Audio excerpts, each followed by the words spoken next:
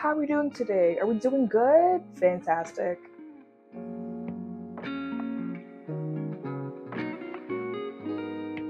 So recently I have been watching a bit of Marvel, MCU, DCU, I love a good comic book, don't get it twisted. And so with that being said, I started to watch like older films of that realm. And with that, I was watching Catwoman earlier. It's an amazing film. I don't care what anybody says. I don't care any comic book. I don't care. I don't care. That is such a good film. Cinema. Cinema. And watching that gave me a perfect idea for another video for Egypt. Today we are going to be talking about Bastet. Exactly. And since we're talking about cats, this is my niece, Queenie. My sister's cat. I love her. She's amazing. She's absolutely adorable. This is my nephew, Shadow, my friend's cat. He's wonderful.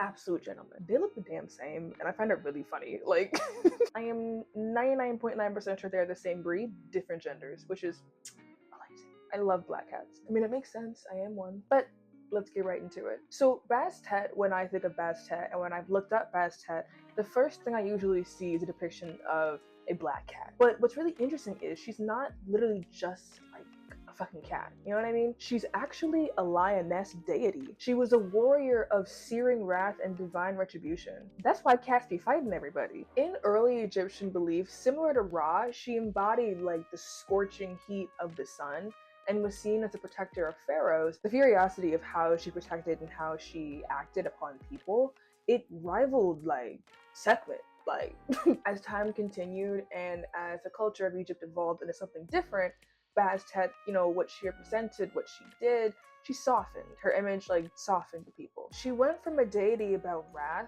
and divine retribution to one about domesticity, fertility, and music, and the protector of young women and children. She was initially depicted as a woman with the head of a lion, but as time changed and what she represented changed, it went from a lion to a cat. She then started representing more than just that. Among fertility and domesticity and music and protection, she then became a symbol of balance, nurturing but fierce when provoked. Here's the cherry on top. Her sacred animal was the cat. Everything makes sense.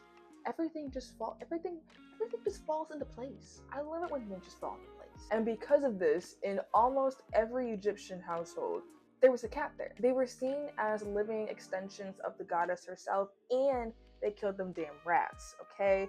That vermin, no chance. But get this though, harming a cat was like synonymous to like desecrating a divine statue or disrespecting a goddess. I don't know how folks don't like cats, bro. It's literally desecrating the divine. You don't like cats. Her most famous temple stood at Bubastis. I'll put it right here. Unfortunately, as you can see, it's not standing anymore, but like that's where it used to be. There was a festival in her honor called the Feast of Bubastis. Thousands of people would gather annually here to drink wine, have music, dance, sell and buy things. It was great. She represented the full range of what femininity could be and was at that time. Many women especially found solace in her. She granted childbirth and soothed pain, and she offered sensuality without shame. What can we learn from this whole story about this? Get a cat. Unfortunately, I cannot because I cannot have cats in the storm, but baby, let me get my own crib. The first thing I'm buying is not toilet paper. It's not paper towel. It's not no furniture. It's not no sheets, no pots and no pans. It's a cat. Well, that's all I have for you guys today. Thank you so much for watching. Like, comment, share, subscribe. Bye.